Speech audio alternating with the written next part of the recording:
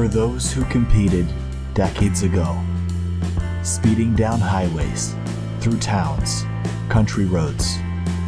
For those who sat watching on the sides of the street, who found solace in chaos and thunderous speed. Even for those who grew up without the sights and the sounds, and live without race cars shaking the ground. Who don't understand why racing appeals to our fascination, wonder, and the way that we feel. A purpose-built place to camp and spend time with friends, watching racing together until darkness descends.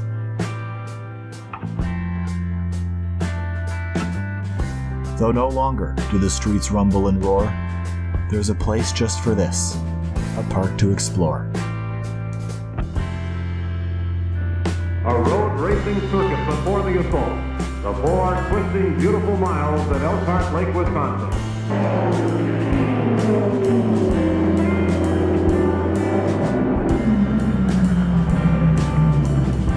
For 6 brutal, ear-shattering hours, its serenity will be violated by the raw power of screaming racing machines. It's the famed end-of-season endurance classic, the Road America 500. The specially constructed race circuit at Elkhart Lake at normal speed is a scenic 4-mile drive through fall-tinted Wisconsin countryside.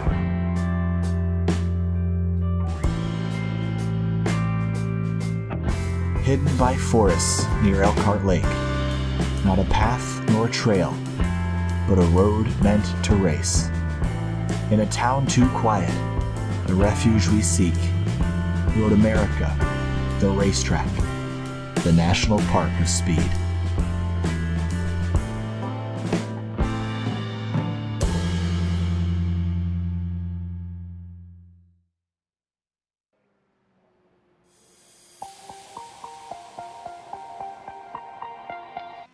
Road America is the closest thing to a race car-themed Jurassic Park. You can get lost in the miles of trails around the track, in the forest by the back straight, or run out of breath running around the carousel.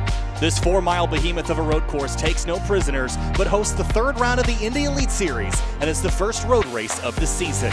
But make no mistake, it's big and it's scary, but there's fewer tracks more rewarding to win at than the National Park of Speed. Hi everybody, my name's Kyle Heyer, joined by Finian DeCuna, as always, for the Indy Elite Series. Finian, welcome aboard. We've had 2 oval races, both won by 1 driver, but now road racing this time to mix things up. Yeah, and we thought it would be maybe a big shake-up in the order, but I mean, cream of the crop is going to be rising to the top in some way, shape, or form. And Robert Mleczka, I guess, unfortunately, maybe some people, especially a lot of the drivers on the grid, he's near the top of the standings, but we'll see. It doesn't matter going to be in practice or qualifying. It's going to matter where you finish. All right, let's have a look here at our track map. Of course, we're at Road America, the National Park of Speed. Here's a look at it. 14 corners, just over 4 miles. Run down the front straightaway to a very, very fast 4th gear, turn number 1. Sweep through the right-hander, then through turn number 2. It's just a kink into turn 3. That will lead you up onto the back straightaway. Sweep down through the invisible turn number 4. And then into turn 5, a dangerous corner, Finian, but a fantastic passing opportunity. Yeah, you're going to see a lot of action down there. Then through turn 6 and 7, turn 6 going to be a really big trouble spot. Heading towards turn number 8, a lot of drivers typically outbraking themselves down there. Then through the carousel, flying on towards the kink. Got to be very careful heading through there. A lot of passing then going to happen down. Also the back straightaway to Canada corner. Final 2 corners, heading through a left and then a right, and then you're back at front straightaway. Absolutely, that's the lap around here at Road America, the National Park of Speed. Here is a look again at the track map. We're at Elkhart Lake, Wisconsin. Love this town, love this city. Well, call it a city. It's a very small town in Wisconsin. Population like 600, but one of my favorite places on planet Earth to visit, just a couple hours north of my location here in Chicago. Qualifying is underway here, Finian. We mentioned in the intro that 1 driver has won both of the races so far this season, and that is Robert Mleczka from Power Slide. And he's been dominant so far and was quick in practice. Can anybody dethrone him, or is he the one to beat? I mean, he was up as high as 4th in practice when all said was done. Want to see where he's going to qualify, especially with that road pushing full beans. So we're going to see, we expect to see him in the top of the order, definitely top 10. As far as where he's going to be ordered, we'll have to wait and see, but it's going to make some people sweat, especially looking at, the whole season, combining the road course, combining the ovals, and so far, provisional pole, as the first few drivers put down their times. Yeah, very, very quick indeed for Malechka. Goes to the top of the board. Mitch Welker ran his first ever race in the Indy Elite Series last week at Iowa Speedway. That was kind of a home race for him. You could call this one a home race as well. A lot of the Midwestern tracks could be considered that for Mitch, but was running very, very well inside the top 10, got involved in a collision late in the race. He's looking for redemption, and that Lazy Rocket sponsored machine with the Project 2 logos on the side is in the hunt for a victory. And Mitch is very, very accustomed to road racing open-wheel cars. He's a big Formula One fan. This car will not likely get away from him tonight. It's going to be everyone else that he's racing against. Yeah, I mean, Mitch, again, racing against Mitch for a lot of times. He was pretty dangerous on the ovals, would be up there in the top 5 pretty much every single time. When it came to road courses, it wouldn't be untypical to see him lapping me from behind. He's stupidly quick at the road courses, and especially in open wheel machinery, and so far up into 6th, which is really impressive for a second start in the series. There's Tanner Watkins as he comes through the last corner here, turn 14. This is a critical area of the racetrack to build a run to get up onto the front straightaway. And we'll have to talk about a couple more strategy things that we have not had to deal with at the ovals, namely the tire selection as well as push-to-pass, Finian. So, of course, we've got our 2 different types of tires. We've got our primary, which is the black sidewall tire, and then the alternate, the red sidewall tire, the softer but less robust compound, as well as our push-to-pass, that momentary acceleration you get a couple times every race. You got to plan that out, strategically use it to move yourself forward or to defend. Yeah, and it's definitely going to be a very big factor as far as, saving it, deciding when you want to use it. It's going to be very big. Obviously, these guys do not have that in qualifying. So, but especially in the race too, especially in the opening laps, you have to be very careful when you use it, because you're going to have to plan for that extra speed, that extra horsepower you're going to have. Because if you're not careful, you're going to go fly. You're going to break your typical point. You're going to go flying off the track. We see many, especially at Road America, a lot of lap 1 incidents in the heavy braking zone, such as turn 5 in Canada Corner. You can see there, Jason Brophy, a little bit of a lockup from him. Yeah, Canada Corner, what a fantastic area section of racetrack. A great passing opportunity, but it's narrow, tight, and comes at the end of a long straightaway, so really easy to get yourself in trouble. Malechka still holds provisional pole for the moment. Alex Van de Sant still in 2nd. Adriano Pinheiro is in 3rd in the number 56. Andreas Eich runs 4th, and this is a driver we got to keep our eyes on, Finian, because in the points, Malechka has a 48-point lead, but Andreas Eich is currently 3rd, only 1 point behind Christopher, and Christopher is not here tonight. So this is going to be a big points opportunity. Oh, no, he is here running 12th, but Eich is a little quicker, and I think Eich will have the advantage this evening. And again, we know Eich, he's going to be consistent. He's going to be hovering around that 5th place, just about outside the top 5, if not in the top 5. We don't really have to worry about that. If anything, he's got to be worried about how quick Malechka is going to be, because I was expecting Malechka to be around 5th place or so, but he's up currently on pole, and at the moment, it doesn't look like anyone's going to be dethroning him for the rest of qualifying with just over two and a half minutes remaining. So Eich's going to have to find maybe a little bit more, again, trying to keep himself in that championship hunt. He's been dying for it. He's been trying so many times, especially the last few seasons that we broadcast, but has never been quite able to get it done, especially in that getting a win done. It's been quite a while since he's been to victory lane, but still solid effort. Currently 5th, trying to see if he can improve on that. Lap times are good. He's only about half a second off of the pole sitter at the moment through the final corner. Now he is on the black tire, the primary tire compound. Oh, sorry. I should actually mention he started a 3rd lap and then he got off. He was on the alternate tire first. Okay, so where he set the time. So he's just kind of, I think he's just kind of doing laps now. All right, so making the change over to the primaries for the remainder of qualifying. Andrew Wood is here in the number 64. He's got those red sidewall tires on again. That's probably the tire that most people are going to qualify on. Here's Alexis Newsom with the number 63, new this season. She's been very, very impressive. Got crashed out at Michigan, but had a nice run at Iowa last week.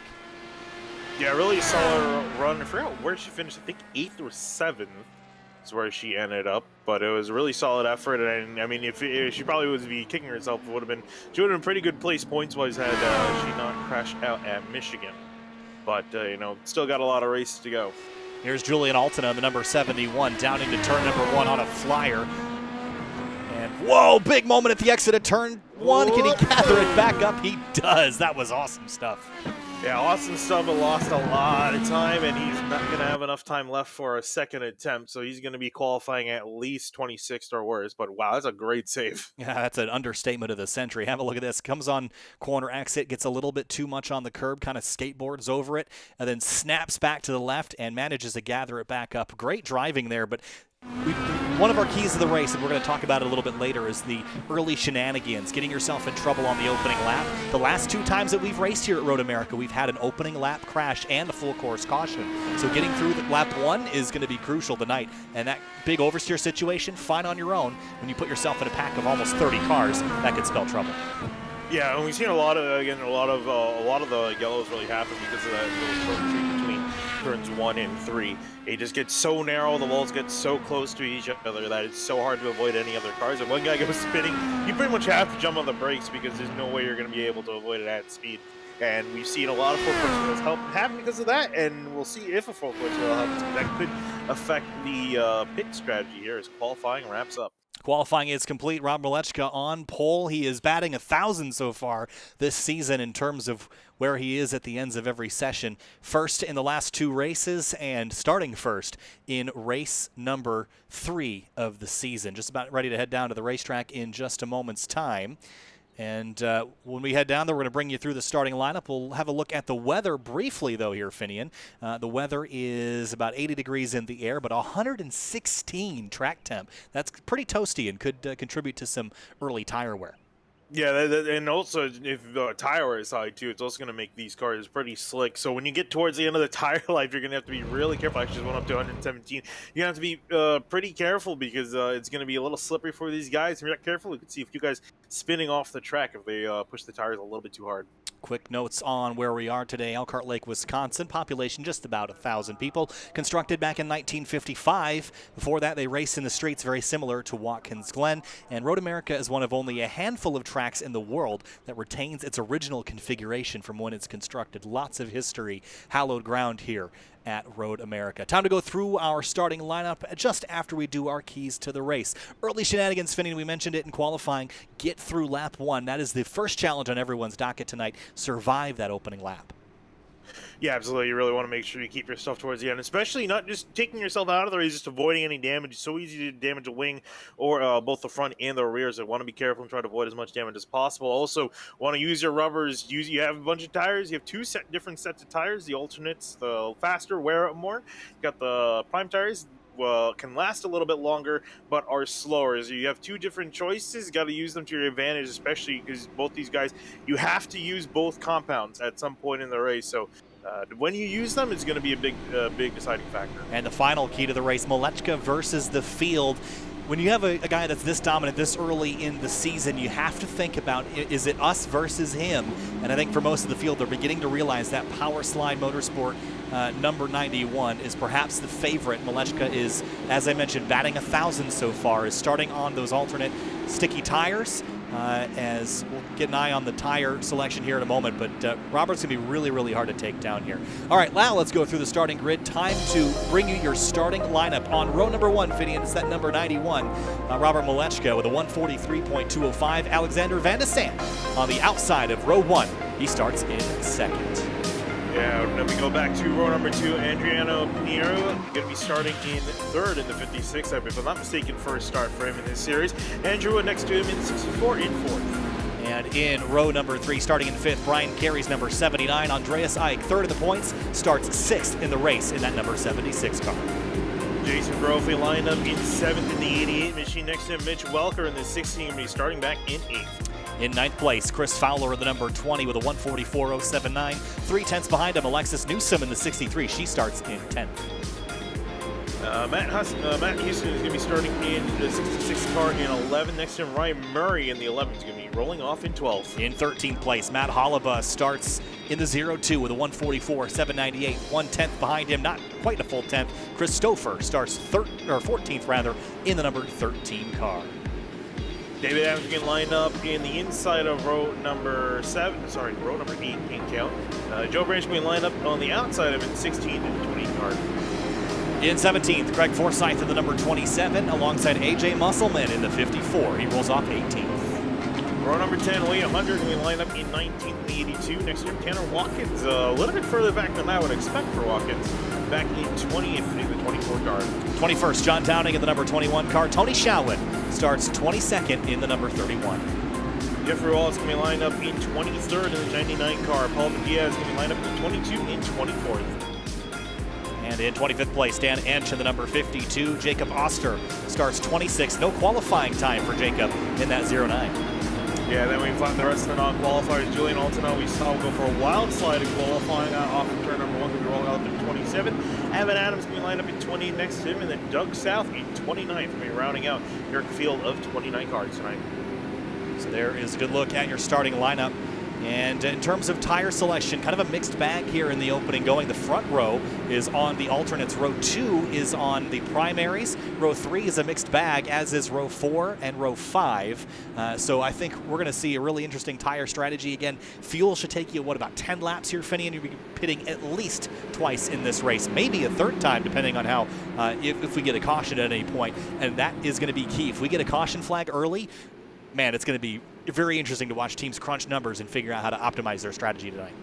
Yeah, it's going to throw everything out the window. We've seen that many times. Drivers not getting that tire or the fuel strategy right, and costing them some position. So, you know, being able to adapt on the fly, I'm sure these guys, I would imagine they would have taken that into consideration, because I think even the last time we were here, that was a big deciding factor, just not coming in, pitting in the right time, selecting the right tires, and putting the right amount of gas in the car. So we'll see what's going to happen here. Mixed bag in the top 10. Those white tires, the black tires are not going to be, they're not going to come up to speed as quick as the guys would have liked. The red tires, though, they're going to be the ones they're going to be working their way through the field in the top.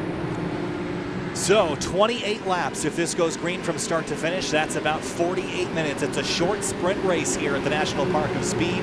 It's a short race, but a very long lap around here at Road America. Robert Malechka, Alexander Van de Sant on that front row. We're going to climb up over the hill here and begin our 28-lap race in round number 3 of the season. The flagman has the green flag in hand, but we're waiting for it to be waved. And green flag flies. We're racing here at Road America. Malechka moves left already on the run down to turn 1. Van de Sant slots into second. Pinheiro in the 56 in third. Then Wood and Ike 4th and 5th into that first corner. Yeah, into turn 1 for the first time ever. We're going to be going on through. Do we see everyone make it on through? It looks like a clean getaway for all the drivers. So far, so good. That's better than we can say from last year as we stormed down into turn 3. One car a little bit wide at the exit of the corner. And oh, Mitch Welker, big moment there as he slides off course back across the racetrack and slams into the wall. And Mitch Welker is out early, perhaps a favorite to run well in this race. Already clobbers the fence. Yeah, looking there, I saw a few guys hitting some debris and also going sideways. It looks like everyone else made it on through besides Welker. It's Malechka, Van de Sant, Pinheiro, your top 3 heading through turn 6 now. So Welker got the short end of the stick. He's out before it even starts. That's a frustrating race for Mitch. Let's see if we can go back and find out what happened to Mitch Welker briefly. Did he just run wide at corner exit here, Finney? We got to go back a little bit farther, or did he get a shuffle?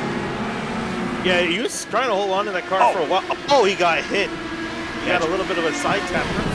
That Fowler. Yes, it was Fowler. Just kind of had a wiggle, and that was enough to push Welker offline. Through the kink for the first time, Malechka, Van de Sant through. No major dramas. That's great because the kink can easily come out and bite you here in the opening moments of the race, especially with cold tires. And cold tires indeed, and that's what the Pinheiro in the third place is going to be struggling with. Again, those black tires not going to come up to speed as quick as a car is wrecked to the side of the road. Is that Ryan Murray in the 11? It is. Yeah, Ryan Murray. He gets the short end of the stick there in the kink, and we're going to have to, another one we're going to have to go back a little farther to find. He was side by side with the 27 of Craig Forsyth, and just not even close. Just kind of lost focus there, Finian. Yeah, I think it was either maybe some target fixation from Forsyth in behind, got too preoccupied with the guy following him. As you can see, Ryan Caron making the pass for third place, so he'll go up to third. There again, I think for him, he's going to be looking more long-term with those black tires because there's not really much he can do. By his tire choice, he's got less grip to work with compared to the top 3, so he's going to have to kind of be in the long haul, just settle into a group and just focus on making those tires last. So Pinheiro down a couple spots here in the early going. Matt Hollabug chasing down Alexis Newsom. This is a battle for 10th into turn number 5. So a couple first lap casualties, Mitch Welker and Ryan Murray, both those cars out of the race. But up front, So far, so good. Maleshka and Alexander Van de Sant leading. It's a half a second advantage for the number 91. And this goes back, this domination early in the season reminds me a lot of Adam Blocker, Finney. Think back to his successful seasons where it seemed like he was unstoppable no matter where they went. Yeah, absolutely, and that it was a big talking point, as you mentioned. Just trying to see who was going to be able to dethrone him, and it turned out really over 2 different occasions that it was Philip Krause's side-by-side battle, Newsom and Hall by Zakers of the King. This is going to be a battle of who's got the bigger cojones, although one of them I guess you can't really use that analogy with them, but Newsom going to force Hall to yield to that, and the King can actually haul under attack again from the driver in behind. That's Chris Stouffer in the number 13. I'd say Newsom had bigger cojones that time than Oliva that time through. Made it work. Jacob Oster. Oh, trouble behind. Jeffrey Wallace is in the wall at the exit of Canada corner. That's an interesting place to go off. I'm wondering if he just went off.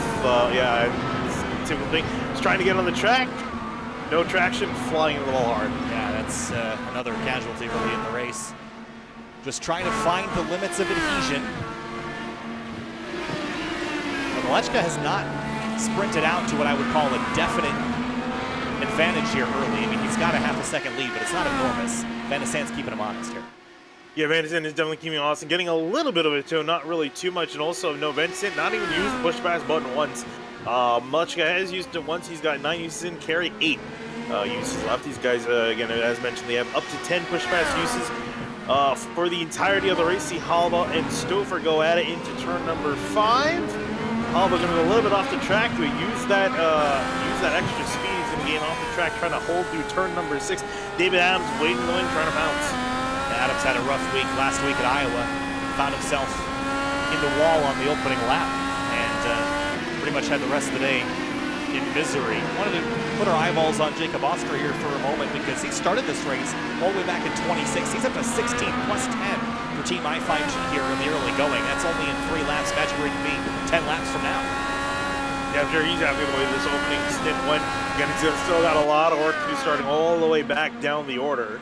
I'm a bit surprised because he was starting in 26. That means that, yeah, he didn't qualify. So imagine if he did qualify, probably would have been a lot higher up the order. I'm sure he's having fun working his way through the field. It's always fun to drive through the field and come from the back, although I'm sure that he wishes he was starting up front so he could take the battle to the race leaders. Downing and Tanner Watkins having a good scrap for 20th place. Downing a little wide, drops a tire in the gravel, and here comes Tanner Watkins. And Watkins going to work his way on through. Ooh, you see Downing trying to make sure he stays on the track. It's so easy to go off to the right side there and put the grass, and you're going to go for a wild ride, spinning out of control, but Downing going to keep it on, but loses the position to Evan Adams.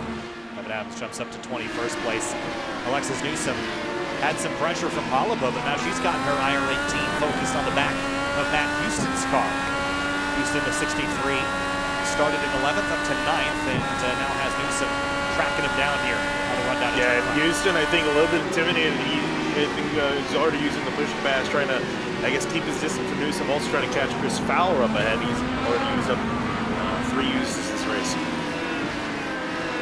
Leaders have gotten a little bit tighter as well. Alexander Van de Sant has run down Robert Maleshka. This is the battle for your race lead under half a second. Yeah, again, the more impressive part about this, he has not hit the push pass at all. As purely from the slipstream and is out catching up to Maleshka on the track. So here's to see what he can do. Maleshka also using push to pass now on the back straightaway, trying to keep his gap extended, using all of the tools in the toolbox. Van de Sant not having to, has the slipstream to help him out, closes big time on the brakes into Canada corner. Meanwhile, Pinheiro is facing pressure from Andreas Ike and Andrew Woods. The battle for 4th is about to heat up as well, as the 2 orange and a silver go to a fight through turn 13. Yeah, it's kind of weird the way the tire strategy is for some of these guys. They've kind of all fallen into groups of tires.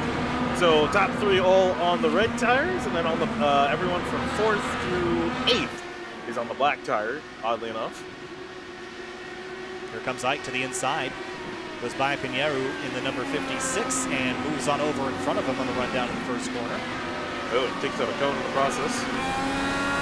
That's dangerous.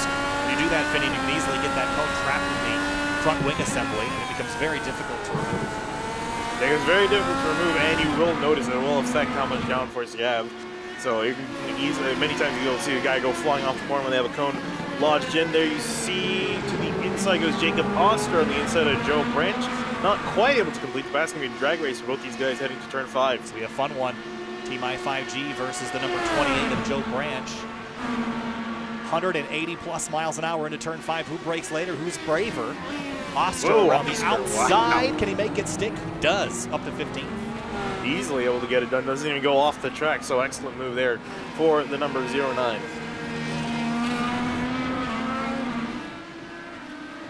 5 laps in.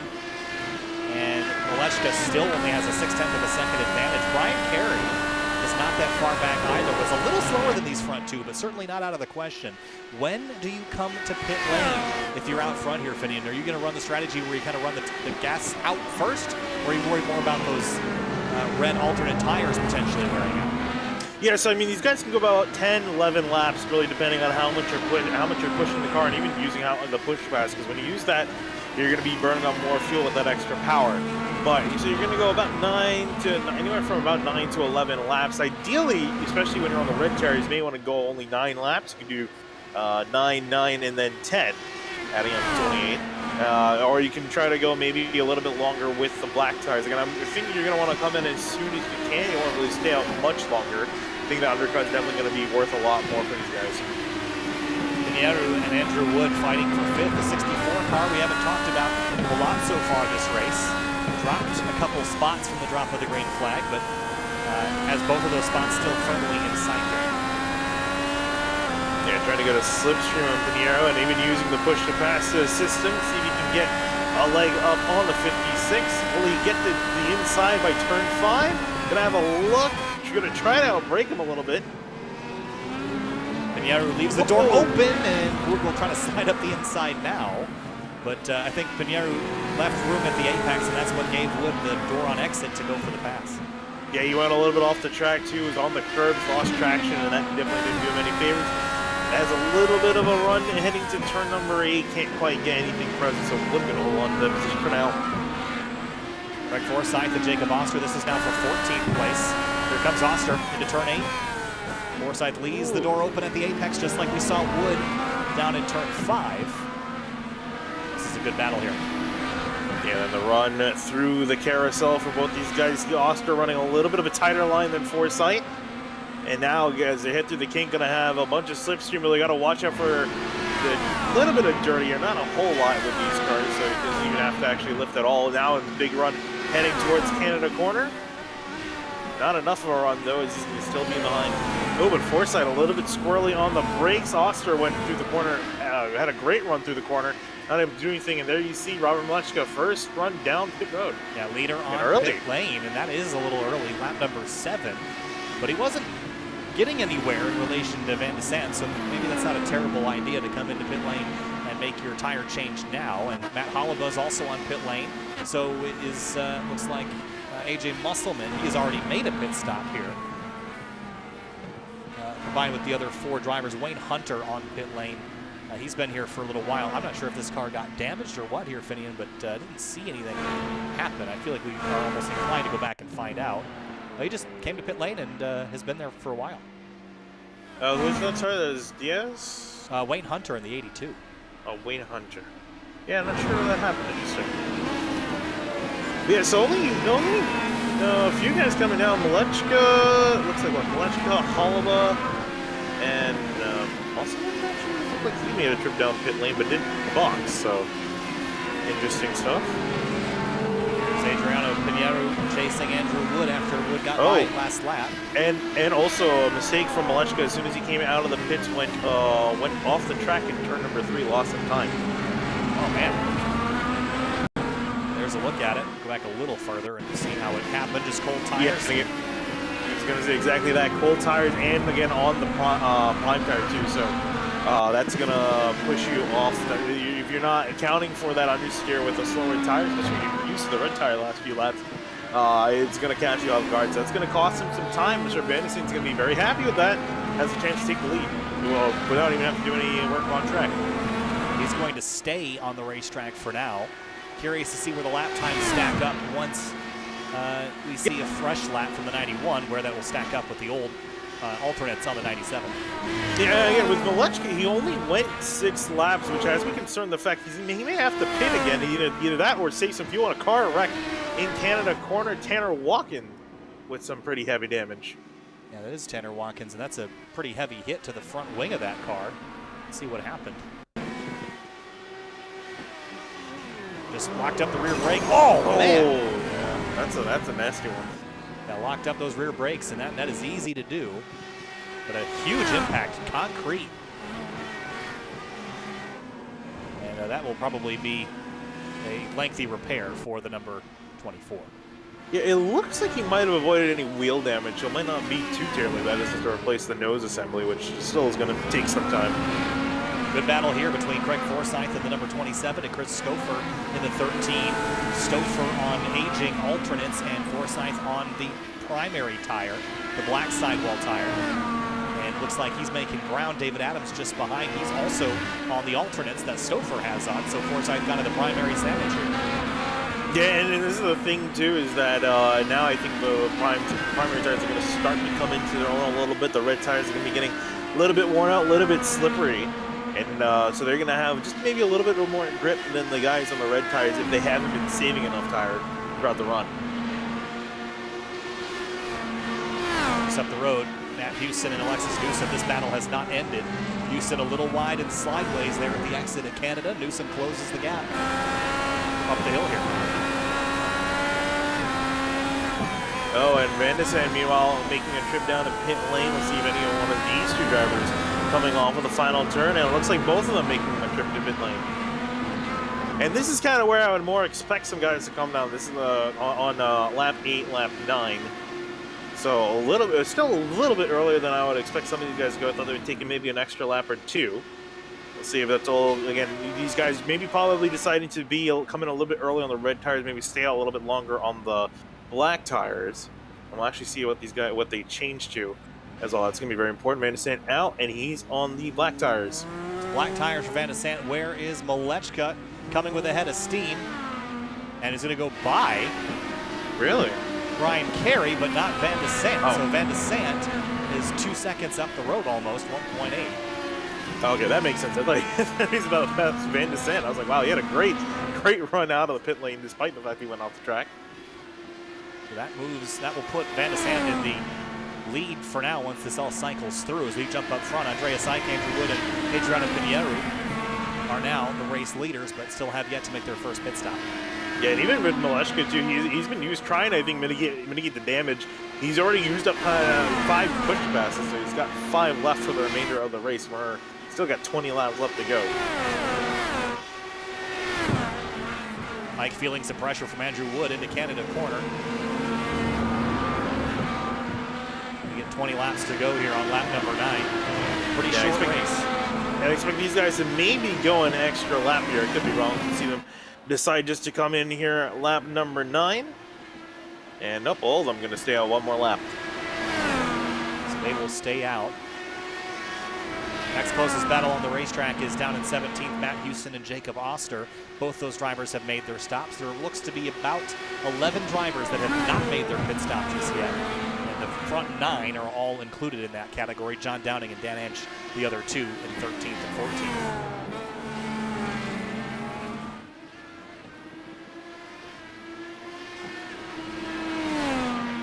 Taking a look back at that battle with Oster and Houston.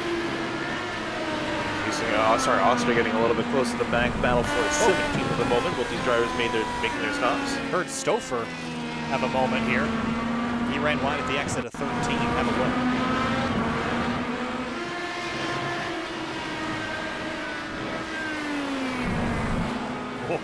Oh yeah, that's where the cheeks tighten right there. Yeah. Going to go wide off of there. That moment of hoping the car is going to catch when they cross back the asphalt. It definitely keeps you on edge. It really does. On board again with Matt Houston. And here's Jacob Oster, battle for 17th.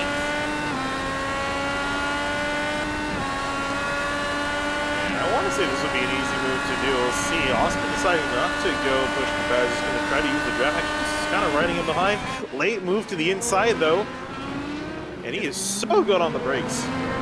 gets it done. That was really impressive, that pass, as we go back up to the race leaders, Andreas Ike and Andrew Wood. I'd expect pit stops this lap for the front 9, basically. Will they stay another lap out? Looks like they will. So I think what it looks like, these guys are just going to try to maximize the amount of time on the black tires and spend the least amount of time, because again, they are going to have to use the reds at some point. So I think they're just trying to maximize the amount of use on the primary tires, because it seems like that's the way to go, as at least long term, and then just run just a few laps on the red, maybe towards the end of the race, or maybe in the middle stint. We'll see. Chris Fowler, Craig Forsyth, Julian Althina, David Adams, and Joe Branch all on pit lane. So those 5 will give up their spots on the racetrack. So we now shift our focus to Alexander Van de Sant, who should cycle to be our leader, but notice behind that Brian Carey has gotten around Robert Malechka. And is this because they're all on the same tire at this point here, Finney? I think Brian Carey just drove around Malechka. So that's 2 spots now that the 91 has lost. Yeah, it's gone from everything looking his way to everything really not being his way. And I'm just trying to check what happened on the back straightaway. And actually, Malechka, the pass happened down in Canada corner, and Malechka actually just kind of yielded over and let Carey have the spot. There's some fuel saving that he's going to try to do in second place. Here's Chris Stouffer and Greg Forsyth in the 27, going at a scrap behind the 66 of Matt Houston. Drag race down the backstretch. Stouffer on the button, been very aggressive with the button, though not quite able to get it done, as Forsyth is going to charge his way through turn number 5 and clear Stouffer. Ran a little wide on corner exit and managed to gather it up. Yeah, I thought he was going to go flying off the track. He managed to actually keep it going pretty well. Worked out in his favor that time. Well, roles reversed. Newsom has found her way back to Matt Holloway. These two had a good battle in the opening moments, where Newsom and Holloway almost went side by side into the kink. They both came out the other side, but we'll see. I think Holloway's on a bit of a tear right now. We'll see. Oh, Newsom got a really good run through the carousel, and a lot of speed trailing in behind. And you see she's on the butt. She's got a head full of steam right now. Let's see if she can get it done. Holloway going to defend to the inside middle of the track. Actually, Newsom couldn't really get alongside. A great slide for Newsom at corner exit. Andreas Ike hits pit lane, as do the remainder of the front 4. That will turn the lead over to Alexander Van de Sant. First pit cycle is completing. Yeah, tight race off of pit lane. Looks like Wood going to get past Pinheiro on pit lane itself, and Ike going to come off in 4th. So almost to our halfway point now, lap 12 of 28. Battles are formulating all around the racetrack, still keeping an eye on the 63 and the 02. But going a little bit defensive down into turn 3, and he's going to be a sitting duck now heading towards turn number 5. Newsom running a little bit wide, trying to carry as much speed as possible down the straightaway. Newsom's only used 3 push to pass so far, and there's still a lot left in the tank. Stays in line into turn 5, and here comes Jacob Oster. Again, started all the way back at 26th, up to 11th, and still climbing. Yeah, a few lockups for Holloway heading into turn number 5. He's trying to get the car low down through some all the way back up to his rear wing, and this battling has allowed, as you mentioned, Oster coming into this fight, going to make it a 3-way fight for 9th place.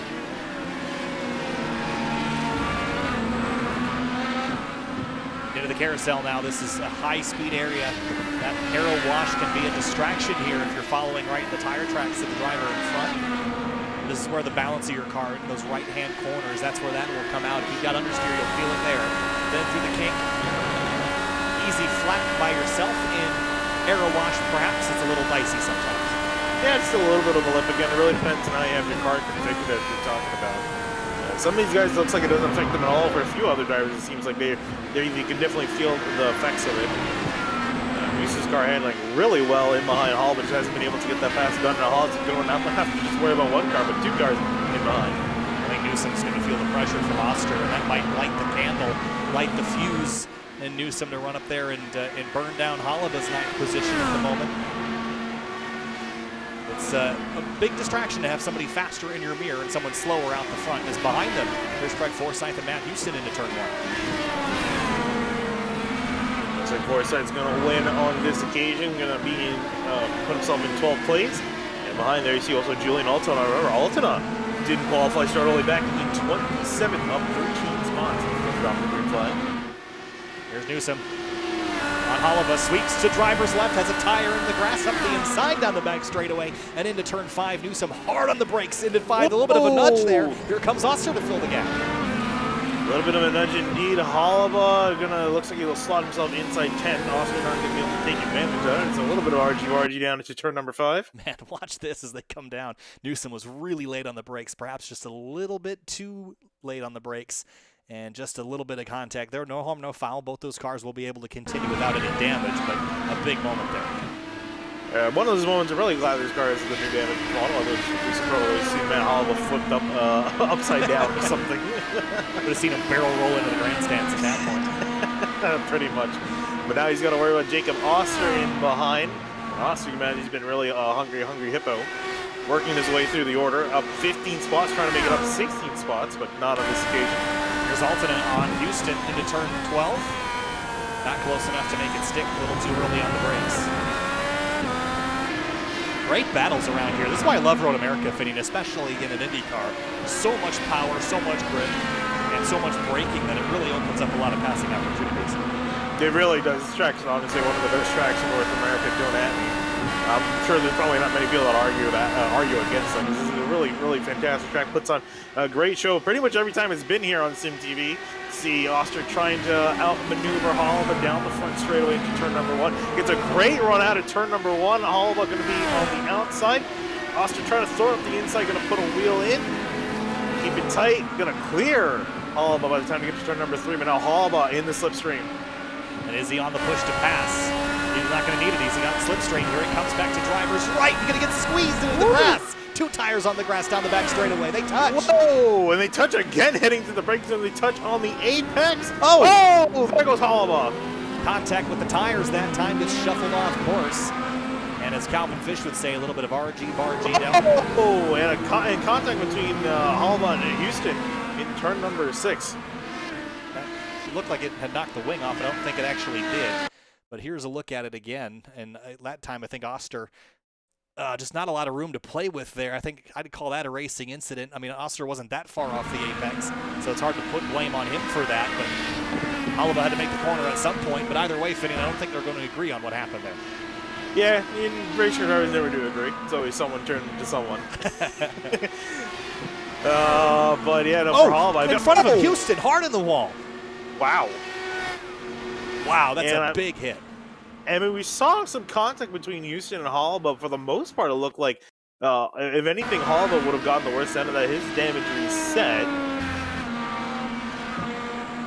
Oh, I think I see why here for Houston. He's going to clip the curb, but it unsettles the car just enough for him to lose traction and go flying to a wall. Yeah, on board. It's going to hurt.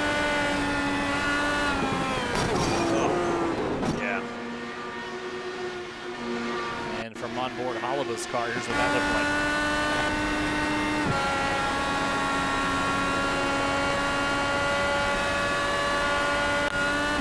Man, wild stuff here. Another car bites the dust at Road America. 14 laps to go. We're a couple laps away from making it to the end on fuel when you pit. Here's Newsom and Oster now battle for ninth. Oster trying to pick up another driver, put him down. Ooh, gonna aggressively clear Newsom. She has to have a little bit of a lock-up to make sure she doesn't make contact to the back of the 09. Evan Adams and AJ Musselman trading spots. Adams a little wide in turn 1. Here comes Musselman back to the inside. And for third place, Malechka feeling pressure from Andreas Ike. Both on the primary here.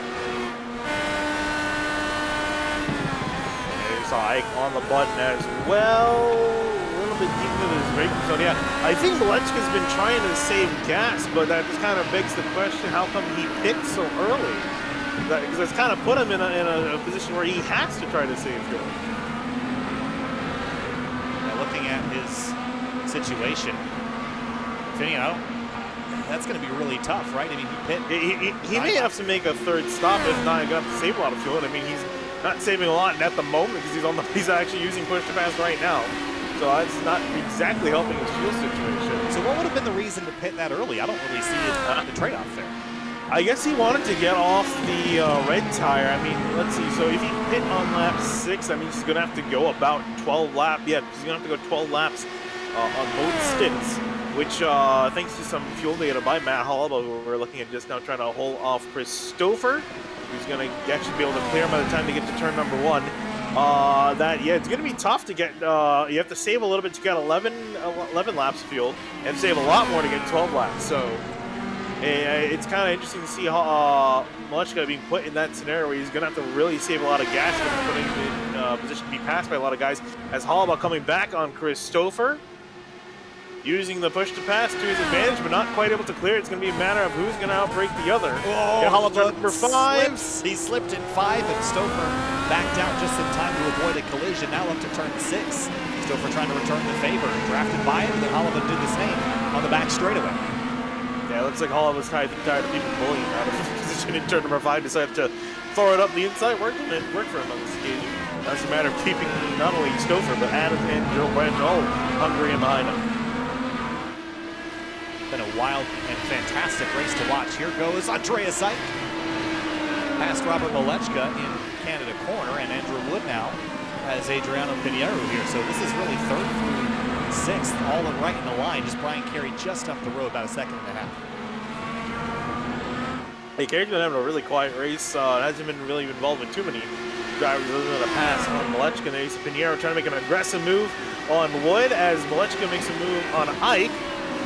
Whoa! Some contact heading to turn number 1. I don't think you can really get much closer than that. Also behind them, Fowler and Brophy going side to side. 3 sets of pairs, duking and diving in turn 1, but you're right about how close that was between Ike and Malechka. Let's have a look at that as they came down into turn 1. Oh, go by the nose camera. Yeah. Go by the nose camera. Whoa, that is inches. If that, fantastic stuff. Yeah, but again, I mean, finally he's really got to be in a fuel-saving mode. Unless he can go further than I can think. He's currently gone 10 laps on this stint. He's going to need to finish at least this lap. Actually, he's going to finish another 2.5 laps. So, does he have enough fuel in the tank? Is going to be my question. 27 and the 71 having a scrap. This is all for 11th, about 1/2 second behind Alexis Newsom. Up, and I just heard Malechka is coming to pit road this time by. So 11 laps. They have to do roughly what he did the previous time around. So it's been, so he did 11 laps this run. So he'll just have to do another 11 laps there for him. But he had to save quite a bit of fuel, it looked like. Yeah, that's my thing though. Is that I don't think this is the ideal strategy for him. Now he's going to have to save on the next run again. You can see he's already got 3 guys in behind him, and I don't think they've been saving. It didn't look like they were saving a whole lot of gas. But here comes Malechka in. So first driver to come in on the 2nd pit stop. Back to Forsyth and Julian Alton having a good battle for a P11 right now. Well, big moment there by 27. It's going to give Alton a huge run here onto the front straightaway. Drag race up the hill, gonna get that slipstream in Tokani, make a move though. It's actually gonna be tough to do because Forsyth actually on the push pass, that's why he's really not gaining anything. I was wondering about that. I thought the 71 just had a ton of downforce set up on the car, but he lost some ground because the 27 was on the button. That makes a lot of sense. The question is Forsyth gonna use push pass again? Coming out of turn number 3, he does not, although he's getting a decent tow from Newsom up ahead. Alexander Van de Sant looks like he's going to hit pit lane. Or was that just slowing down? Oh no, he's hit the wall. He has damage to his left front. Saw him slow on the timing and scoring. That's your race leader. Yeah, out of turn number 5, looks like got on to the curb and a little bit of gravel. Flying to the left-hand wall. Oh man. He's going to have to limp that car all the way back to pit lane and not only get the tires and everything, but have to repair it as well. What a turn of events for the race leader right here. Yes. Holy cow. Holy cow indeed. Brian Carey's going to be a happy man. He's inherited the lead of this race. And at the moment, it seems like no one's really going to be able to stop him. other than maybe Andreas Ike. Well, that's a frustrating moment for Van de Sant, but I think there's a lot of drivers. We see this battle. Oh, boy. Oh, I'm gonna hit the wall. He's trying to get himself out of there. He saw these guys side by side in his mirror, just trying to get his car out of the way. Yeah, I think he knows he's gonna have to be in the pits for a while because of damage, but good on him for trying to keep out of the battle. Yeah, he just reset the car. I think that might be it for him today, unfortunately. He was having such a good round. I know there's a handful of people that don't know it quite yet, but they're going to be cheering about the Indy Elite Series Fantasy because Brian Carey is your race leader. He was one of the top choices in the fantasy lineup this week and was just gifted the race lead as we now shift that lead to Andreas Ike. But if I'm not mistaken, Andreas Ike, Andrew Wood, and Pinheiro, and I think even Jason Brophy, all are yet to go on the alternate tire. Like Carey had. And when they came into the pits, Ike was only 2.5 seconds in behind, so it's going to be close. Yeah, that might put the 76 as the preferred winner, but the 56 and 64 are not that far behind here. These three are all kind of running exactly the same pace at the moment. Yeah, I mean, I would say at this point, don't change the channel. It's going to be heating up, but you really can't change the channel. Actually, can't change it. You can go. I mean, you could. Something else. I don't know what else is on. Both Ike and Wood on Team Talent, so the teammates working together here. And Pinheiro don't have any information on him in terms of team. He's a one-man show. I would not be surprised if he was a Team Talent driver as well, but here they go off into Canada corner. Here comes Andrew Wood, still line astern. Yeah, I think these guys kind of realize that they got a really solid chance of winning this race, all three of them, and they can catch Brian Carey. So I think at the moment they might just kind of ride the next few laps out, at least until they have to make their final stop. Should be coming up in about 2 or 3 laps time. Is the strategy making you dizzy yet? That's road racing in a nutshell. You know, the thing about this is that IndyCar ends up having really interesting strategies. They're just harder to follow because of the fuel situation. In F1, you really just have to follow the tire strat, which is only one-dimensional, but you add the fuel in there, and all of a sudden it turns into some 3D moving target that you're always trying to hit, and it changes every lap depending on conditions, draft, pushed pass, all those things. Yeah, and where your track position is as well. Yeah, it's a multitude of different factors. It's ironic, right? Because F1 you expect to be the more complex series, but with the, like you mentioned, with the fuel being thrown in, the strategy becomes a lot more complex in IndyCar because more factors at play, and also you don't have 50 race engineers trying to optimize that strategy for you. You got maybe 1 or 2, if not just yourself. Yeah, you don't want to be the one-man show here that's trying to do all this calculation in your head. It really helps to have somebody else out there helping you out and helping decide when the strategy calls on. That was really a little close. And here comes Pinheiro. They're going to throw up the inside side by side for these guys through the carousel. Going to be really tight. Ike able to run around the outside. Pinheiro can't keep it tucked on the inside, but he's going to have a lot of slipstream and a good run here heading through the paint. Look out for the Aero push, though, right there. Had to make a big lift. He's still in the slipstream. Going to dive to the inside. Tires on the rumble strips, and now drag race to Canada corner. Side by side for the race lead here in the Indy Elite Series. So Ike going to back out. Doesn't want to be too aggressive. You're going to tuck in behind. Ooh, look like he's going to try to do an over-under for a second there, but just going to pull in behind Pinheiro, get looking bigger picture here. Coming to 8 laps to go. They're in their window. When do they hit? Not this time. No, I think they're going to want to go another lap or two. It's either going to be on lap 9 of their stint. They can go about another lap or so, or I think before they would have to start saving. And again, like I said, I don't think they want to be too long on the red tire, more so than they need to. It's going to be a matter of fact, where is Brian Carey going to slot into all this? Because he's the one that we expected here in the race lead. Keeping an eye on his lap times, expecting a lap to come in shortly, and then that will kind of give us a benchmark. Here he comes. So last time around, his best is a 1:45.0. Is this going to be a 1:45.8? That is significantly quicker than Pinheiro, Ike, and Wood are running right now by about half a second. So if he can continue to do that while these guys stay on the racetrack, that could grant Brian Carey a couple seconds. But my eyes deceiving me? What tire is Brian Carey on? He's on the primaries, and these other drivers will be on the alternates. As you mentioned, Phineas, so tire strat going to be fascinating to watch in the closing laps here. Yeah, looking also, I'm taking a look at the pit lane delta. So Brian Carey's currently 31 seconds, in or about 31 seconds behind the leaders. Pit delta looking to be about 38, 39 seconds. So when these guys come out of pit lane, it's going to be about 7, 8 seconds to chase down Carey. And I mean, I know the tire difference is decent. I don't think it's that significant, but we'll have to see. It's really going to be kind of up in the air. Who's going to win this race? These guys will be able to chase down Brian Carey. It's going to be a bit of a tall task, but not completely out of the picture.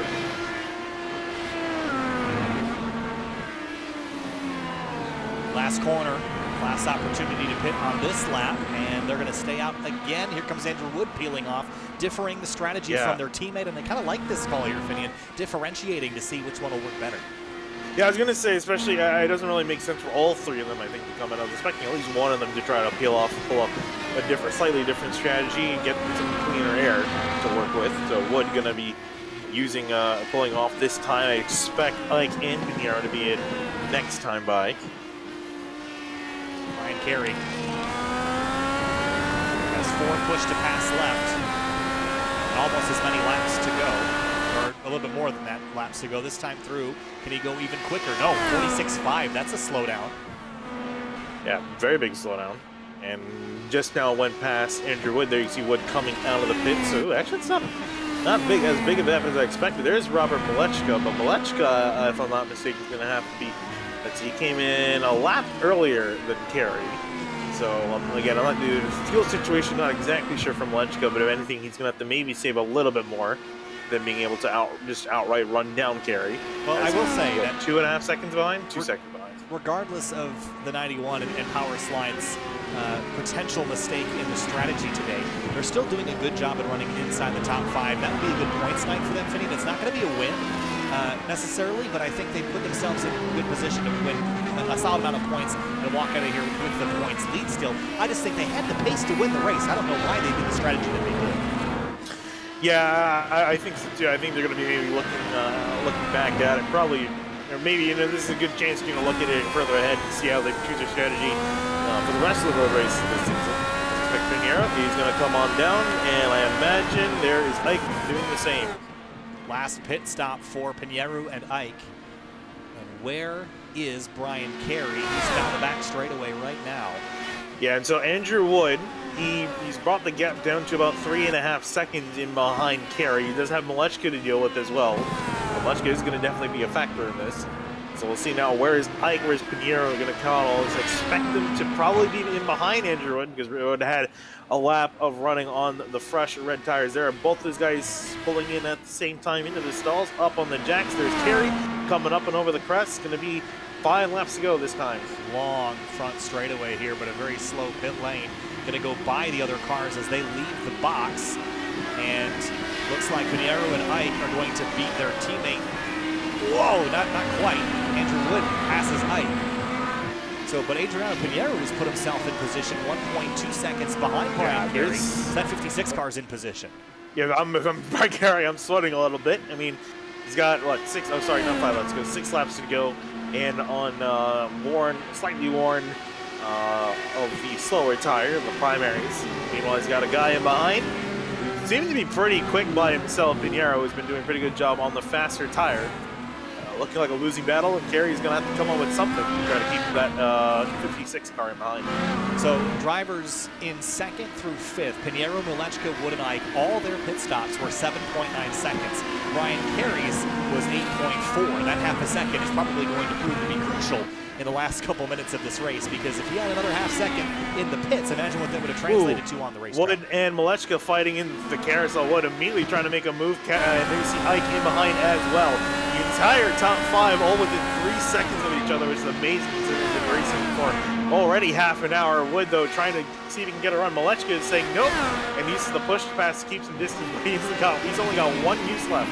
Yeah, that's got to be frustrating for Wood, because the sooner he can dispatch Malechka, the sooner he can run down Pinheiro and Brian Carey, but at the moment, it's holding him up just a little bit, as is Andreas Ike, so they've got to deal with Malechka very quickly, and Malechka is running out of opportunities, and a big slip into turn 14. Big slip for Wood, but it's not really going to matter that much if they go off on the straight. I imagine Wood's going to use some push pass. No, he's not. He's still saving some of it. I think saving it probably for turn number 5. Andreas Ike in behind, though. He's going to just try to use some slipstream. I thought he may have had a chance to look, but not quite. He's going to also stay behind Wood. 5 laps to go, and this is shaping up to be a very, very exciting finish. Brian Carey, Adriano Pinheiro 1 and 2, and then just a couple seconds back, it's Malechka, Wood, and Ike. We can throw a blanket over him. Here comes Wood with a very good exit and going to sweep to driver's right. Will he get on the button? We'll see. Definitely not off ahead. They're about to both start out breaking each other for the lead. Pinheiro going to tuck in behind, going to try to make a move to the outside of Carey. Can't quite get there in time. Wood had a swipe to the inside of Malechka. Malechka runs wide, a little bit wonky on corner exit, but maintains the spot. Malechka's defending fantastically right now. He's doing a great job. But here comes Wood. Those tires not doing him any favors. Wood, again, with the fresh red tires, trying to use the track to his advantage. Couldn't quite be able to get alongside in turn number 6, but you saw the difference from there. Now back up front. Oh, and on exit, Malechka went through a little bit wide, backed up. Wood almost went flying into him. Off of turn number 8. Oh, we got battles happening all over the racetrack for third and for the race lead. Into the kink. There are your 2 race leaders, Brian Carey and Adriano Pinheiro. Here they come into Canada corner. Pinheiro looks like he's going to peel off to the left-hand side, going to try to outbreak Carey around the outside. He will try to go. Oh, he does it! Unbelievable around the outside in Canada corner. Yeah, he paid for the track. It's going to be usable. The track and the curb almost went flying onto the gravel. Able to swing it around the outside. Now he's going to try to check out. Meanwhile, Wood and Ike still fighting with Malechka. Yeah, this battle is going to cost them time that they do not have here with 4 laps to go. Here comes Ike. He's getting impatient. Carey, meanwhile, up in the front, got a huge head of steam with the push pass. Going to pull to the inside. Going to try to get alongside in turn number 1. Can't get it done. No, I think this battle is over for Brian Carey. He's just not going to have the tire to run Pinheiro back down, and Wood is running out of time. He needs to pass Malechka now with Pinheiro past Carey. Who knows if Pinheiro is going to run slow enough for them to run him down. With Carey out front, they could have almost guaranteed they would have been 40 back together. Not a guarantee now. The entire top 3, a lot of push pass. Wood and Ike still have 3 and 4 uses left respectively. So they do have some extra horsepower in behind, but I'm surprised they've been a little bit more conservative than I would expect them to be at this point. Other battles happening. Here's Joe Branch and Matt Hollaba into turn 1. This is for 13th place. That looks to have been already completed. Back to 3rd. Yeah, I got to give a hand to Malechka. He's doing a fantastic job of defending. I mean, he's already shown to be a pretty solid driver this season, if not one of the favorite drivers this season, but being able to hold up these guys on fresher rubber, and he's out of push to pass, so I think this might come to an end here. As Wood trying to hound him from behind, he's on the button, going to have a head full of steam, nothing really much he can do at this point, except try to make that car as wide as possible, almost runs Wood off the road, but Wood going to have a look to the inside Canada corner. Oh, is he too deep? No, he tucks it in nicely and makes the corner and gets the pass done on Robert Malechka, but has the damage been done up front? Pinheiro's got a 2-second lead over Brian Carey already. Now Andreas Ike going to feel the pressure to pass the 91 as well. 3 laps to go, 12 miles left here at Road America.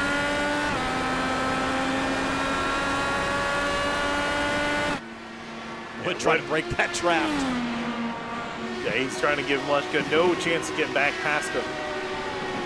Oh, but Malechka tries to have a look, but I think he knew that if he tried to make a run, it wasn't going to end up pretty. He's on those black tires, pretty worn at this point. That's going to leave Malechka vulnerable to Andreas Ike. Now, will Andreas use push to pass? I'd say he probably should at this point here, but he's got 4 uses left, and he still hasn't used it. So I'm not sure if he just didn't. Maybe he didn't load up enough fuel. I don't see why he wouldn't use it. Oh, here comes Malechka back on Andrew Wood into turn 5. Really aggressive, has the car unsettled. And trouble! Wood gets sideways, makes some contact with Malechka. Ike also hits him from behind, and somehow Malechka hits him back in front. Well, that didn't work very well for that team, did it? Let's go back and have a look. What happened to Andrew Wood?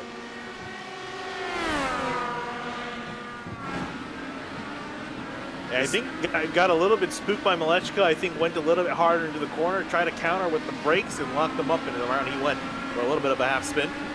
Well, we'll reignite the battle for 3rd with Malechka out front. These guys tangling all for a podium spot. Doug South calls it a day in 23rd. Yeah, Wood on the button yet again, his last use. Gotta make it count. Final bullet in the chamber for him. Getting alongside, can't outrun Malechka. They're going to try to outbreak him. Ooh, and a little bit sideways as he catches some of the grass on the apex. Musk's going to try to pull it to the right-hand side. He's still not done. Here he comes to the outside now, and he's going to make the pass again on Andrew Wood on the outside this time. Wood back to the inside and slips in 14. He's going to have to do it the old-fashioned way now with slipstream, but here comes his teammate Andreas Ike to the inside. 2 laps to go here at Road America. Wow, I know we don't give an award for the move of the race, but that was it right there. That's a fantastic driving from Robert Malechka. Now Ike going to use his push to pass finally. Guess decided that now is the time to go. I guess waited for the other two to use up their uses, and now he's on a charge to try to catch Malechka. He used every inch of racetrack plus about 2 inches of the Elkhart Lake grass there into turn 1, trying to run down this 91. He is on a mission to kill. 3 push to passes left for Andreas Ike as he tries to catch Robert Malechka, who has been defending for his life for that podium spot here today. No challenge up front. It's Pinheiro all the way. Yeah, and Malechka has also got some damage to his right front wing. You can see creasing just a little bit on that right-hand side. That's not definitely not doing him any favors. A little bit of a locker from him. Ike trying to get some better traction on turn number 5. Can't find the inside turn number 6. And a new contender has walked in the door. Jason Brophy in 6th. He is there as well. Here comes Ike around the outside of turn 7. You can't do that here, and he just did it. Yeah, I was going to say, and again, you got to be very careful again with Malechka having damage to his wing, almost went understeering into the 76. Another lockout from Malechka, just trying to hold that car on for dear life. And as you mentioned before, Wood in behind. Now here comes Jason Brophy entering the fray. Oh, he smells blood in the water. Malechka's slow. He's got a little bit of understeer now. Here comes Brophy to take a spot away into the kink here at Road America. Malechka has to back out, and he does. So move Brophy now up to top 5 as Wood and Ike finally dispatch the number 91. Yeah, that contact that Malechka had with Wood definitely hurt him. That damage just pretty much took him out of the fight. He's going to be frustrated after such a great drive to try to keep these guys held up. Couldn't do anything. He's going to drop back to 6th. This time through, 4 miles left here at Road America. White flag for the Elkhart Lake GP here for the Indy Elite Series, but we're not done racing yet. Andreas Ike in 3rd has Andrew Wood a 2nd behind, and Wood's got Brophy 6/10 back. Yeah, Brophy, you see if he's got anything left to fight with Andrew Wood, trying to catch him for 4th place. Ike slowly trying to check out to secure that final podium spot. This has been a race to remember. We've had good races here before. This certainly takes the cake, though, in terms of Indy Elite Series action at the National Park of Speed. It always is fascinating and fun to watch. Brophy, does he have push to pass left? No, he does not. He's going to have to rely on that slipstream to get any ground left on that number 64. Yeah, and if he can't get it done this time, he's got one more opportunity, but heavy on the brakes for Brophy. Catches all the way back to that back bumper. Got to watch the traction, a little bit of slippage out of turn 5. Into turn 6 now, the car kind of warbles unsettlingly as it hits crest at turn 6. Loses some ground. He's still in striking distance, though. Should Wood make a mistake. Meanwhile, back in 11th place, Christopher and David Adams. They're still having a battle that could come down to the very end. Yeah, a little bit of a look up the inside, was maybe trying to check and get out and break Christopher, but again, still want one more opportunity. Meanwhile, up in front, Adriano Pinheiro in the number 56, a name that we have not seen before. Today, it was strategy and racecraft that will win Adriano Pinheiro, at least as I can recall, the first ever race that he's won in the Indy Elite Series. Certainly the first driver this season not named Robert Malechka. Final corner, final lap, 28 laps of the Elkhart Lake GP, and it will go to Adriano Pinheiro in the number 56 car, winner at Road America. Fantastic drive from him, and even Brian Carey too. He didn't win the race, but did a great job and he gave it his all. Andreas Ike going to round out the podium, hard-fought podium for him, as well as Andrew Wood in 4th, Jason Brophy in 5th or top 5. Here's Christopher, David Adams, last couple of corners for these two. This is for 11th. Christopher came into the night 2nd in points. He's certainly going to lose a little bit of ground to those that were in front of him tonight. David Adams can't do much more with him, though, in this final corner. I was going to say, Adams had one more push to pass left, but didn't get a great run off the final corner, so not going to really be able to do anything with it. Stouffer going to hold on for 11th. And Alexander Van de Sant, this has got to be a disappointing run for him. 21st place tonight after a collision at turn number 5. Make that 20th place, rather. Led a couple laps earlier, 8 laps of this 28-lap race, and will come home with a disappointing 20th. Yeah, it was looking to be clear and good for the win, but that big mistake going to cost him severely, really. As Malechka was able to, even though he may had a little bit of an off track earlier, then maybe not the most ideal, pit strategy, still able to bring him back in 6th, but yeah, for Van de Sande up in, back in 20th, not going to be a happy day for him. Well, how about this? Adriano Pinheiro gets it done. And this 56 car was kind of lingering. It actually went backwards in the early stages of the race. But tonight he led a total of 8 laps. And it was the final 8, from my understanding, that will bring him to his first victory of the season. And we'll celebrate as such. All right, time to go over the race winners here, Finian, and go over the rest of the results. Adriano Pinheiro gets it done in the 56. Brian Carey in second. Nice run for him. In third, Andreas Eick. Good podium, and he should gain a spot in the points. Maybe he might be able to get to the top. We'll see how things pan out. Robert Malechka comes home in 6th behind Wood and Brophy, who rounds out the top 5. Then Julian Altena, 8th place. The 71 gets his first top 10 of the season. Craig Forsyth, Alexis Newsom round out that top 10. Yeah, how about Jacob Oster, too, from, what is it, 20... Where are you? Hang on. 26th. 26th all the way to 7th. 19 position gain. Definitely got a lot of practice overtaking because he did a whole lot of it today. Great job for him. Probably really kicking himself because if he actually qualified, he could have probably been up there near the front in that 5-car battle. Could have made it a 6-car battle in the end, but I think nonetheless going to be happy with his drive tonight. And we'll have another look down the next page here. How about Christopher 11th, David Adams, Joe Branch, Matt Hollaba, Chris Fowler, your top 15. A couple drivers that we didn't see a lot of tonight. Tony Schau and AJ Musselman, Finian. The ovals seem to be their bread and butter. They struggled a little bit at Road America tonight. Yeah, I wasn't sure you know, maybe just didn't get the setup right. Just and as you mentioned, some guys typically tend to be more tuned to the ovals and the road courses. I feel like both of them have had some better runs in the road course in the past. Maybe against tonight wasn't exactly their night. And I guess if we tick over to the next page, find a good amount of the retirees for this race. We saw Matt Houston, Ryan Murray, Wayne Hunter, Jeffrey Wallace all retiring the Mitch Welker to lap 1, turn number 3 for him. And yeah, Tanner Watkins too is getting surprised to see him really way far down the order than I would expect him to see. So a lot of people are going to be disappointed in these last few positions. Well, 3rd place tonight, that 4th place rather, was Andrew Wood. He comes home in P4, and that number is 64. Andrew, tonight a hard-fought race. What battles there at the end between you, Rob Malechka, and Andreas Eick and more. Take us through those final couple laps and duking and diving on different strategies. I was trying to flip back and forth between deciding if I wanted to just preserve or go for a high position. So I fought Malechka a little bit, and after I kind of roasted my tires a bit, I kept saying to myself, I've had just horrible races for the last season. So I kind of just backed off and let Andreas go for it. Andreas and I worked together this week, with setups and stuff like that. So we were kind of bouncing some ideas off each other. So I knew that we had pretty much the same car. So I just, I wanted to let him have the shot at it. And he almost did get it at one point. But once I got out of the front there, and I messed up, it was a little unfortunate. But I can't be more happy than I am right now that I'm actually talking to you finally after, oh God, I don't know how long it's been. It's been a while. Probably Absolutely. longer than it should have been. Yes, definitely. Well, it was a good night for you. And in terms of the road racing, there's a couple teams that are good at both, a couple teams that kind of specialize in one or the other. But having a look at our season, this was our first road race. We go to Motegi in a couple weeks' time. Then we head to Mid-Ohio. So how do you feel about your road course racing and your team setups? Because so far, they seem to be really solid with Andreas Eick in 3rd and you in 4th.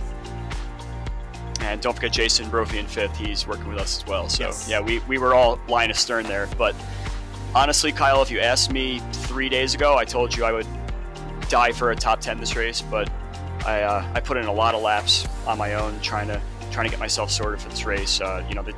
There's so much to learn now with the tires and with the fuel maps and such that really I don't think we even hit on exactly what we needed to hit on to be the fastest today. Very surprising for all of us to be where we were. I knew that I just had to nail qualifying. We all the 3 of us really did our work there in qualifying and got us to a point where we could probably stay out of the mess in the back. So I think our team is up there in terms of setups, but we have a little bit of work to do to catch Power Slide guys. But this was definitely a good trial run to see how it was for the season. As for Mid-Ohio, I struggle at that track. I'm either really good or really bad, so I'm going to need to put in some more laps there for sure. All right, Andrew Wood, P4 on the number 64, and 3 teammates in a row. Solid run there. Andrew, we'll see you next time. Yeah, thanks a lot, guys. Thanks for broadcasting as always. Thank you. We'll move on now to Brian Carey, who came home in second place, and the strategy didn't quite work out in your favor. A couple laps shy of winning the race, Brian, but a second place. You still got to be happy with how things turned out tonight.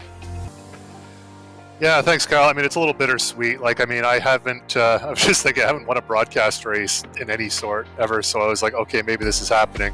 I knew what my strategy options were, and I knew what Adriano was on. So it's, you know what? I'm pumped to be on the podium. I'm happy to be here, but it slipped away a little bit.